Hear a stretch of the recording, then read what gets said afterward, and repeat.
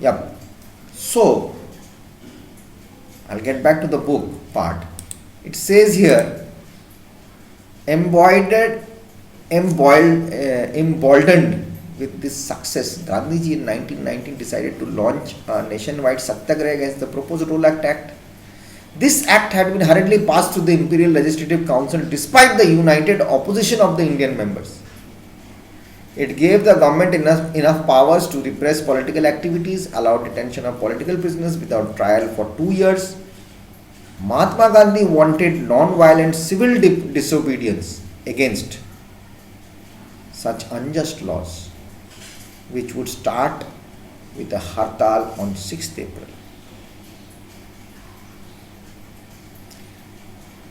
He didn't want any violence, but civil disobedience will be there.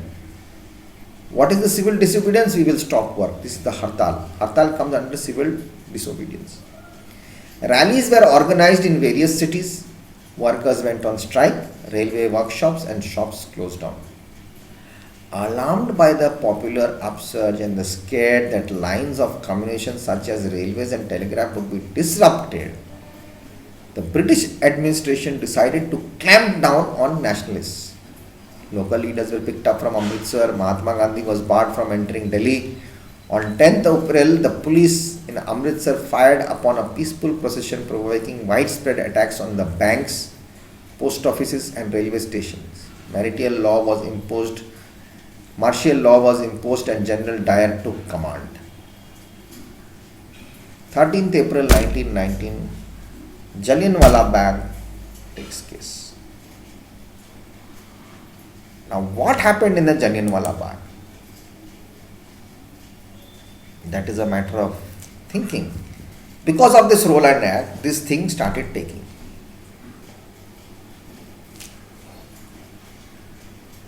People were going on hartals. They were picking up Indian people, normal children were also picked up. This agitated. Everyone is not Mahatma Gandhi. It is also known as the Amritsar massacre. Took place on 13th April 1919 when acting Brigadier General Reginald Dyer ordered troops of the British Indian Army. There were many Indians in the army. Indians killed Indians. To fire their rifles into a crowd of unarmed Indian civilians. That was very sad.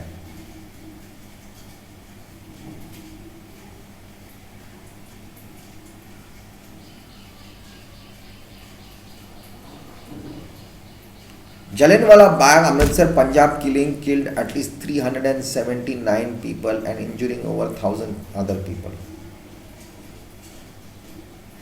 They had come there to celebrate Vaisakhi.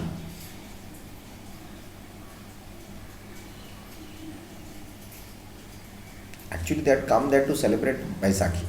You know what is Vaisakhi? The harvest time or the New Year's time, which they called.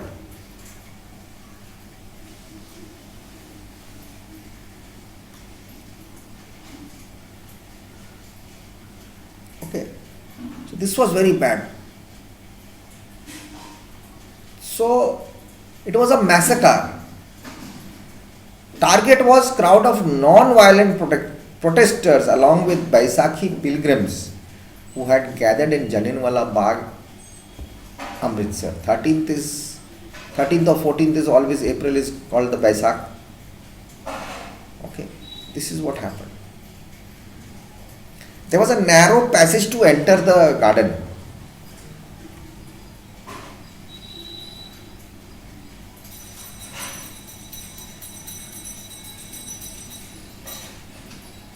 Now, Dyer, convinced a major insurrection could take place, banned all meetings.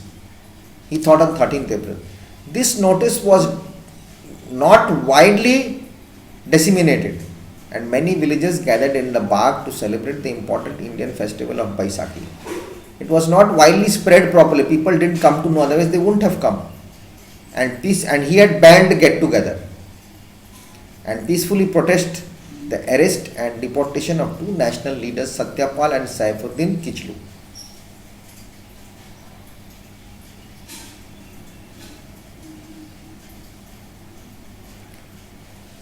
because it's a satyagraha thing. They'll be quietly sitting and they'll have their meeting. Dyer and his troops entered the garden, blocking the main entrance behind them, took up opposition on a raised bank, and with no warning opened fire on the crowd for about 10 minutes, directing their bullets largely towards the few open gates through which people were trying to flee until the ammunition supply almost exhausted.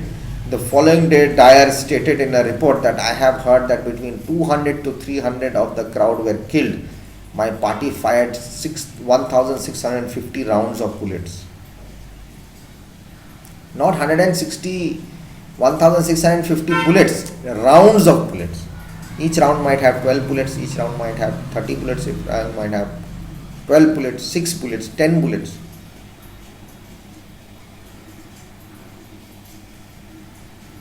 Now the Hunter Commission sat down, published the following year by the Government of India, criticized that both Dyer personally and also the Government of the Punjab for failing to compile a detailed casualty count, and quoted a figure offered by the Seva Samiti of 379 identified dead and approximately 1100 wounded, out of which 190 was seriously injured, 92.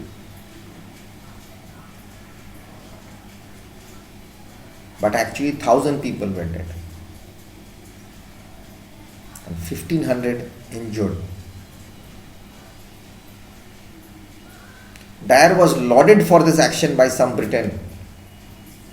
In British people, they were very happy, and indeed became a hero among many of those who were directly benefiting from the British Raj, such as the members of the House of Lords.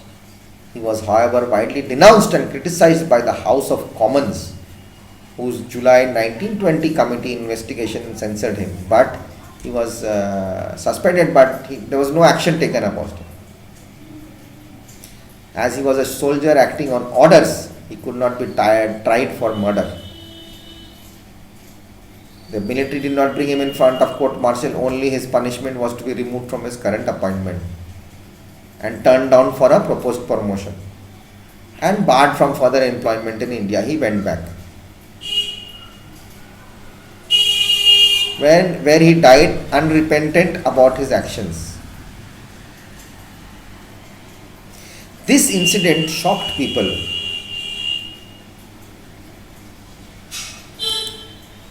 I'll come back in the next class and I will explain you what actually happened.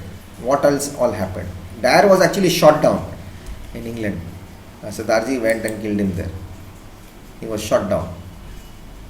So, anyways, so that is what happened. And it was very sad. And people give their lives, so many lives for us, for our freedom, that we can't repay them back. That's what even Nelson Mandela said. We are not able to thank them also that they are not here. So that's how things happened. Udham Singh actually killed in 1940, 13th of March only itself. 13th April he shot and 13th of March died in London. Udham Singh, an independence activist from Sunam, who had witnessed the events when he was a child. He was also shot, wounded and killed Michael Dyer. And that is how it happened. So, if you do bad, bad is going to happen. Anyways, so take care of yourselves. Meet you in the next class, and be happy and be home, and take care of your parents as well, and keep them happy, and do some physical exercises also, and do whatever you want after you do your studies. Bye bye.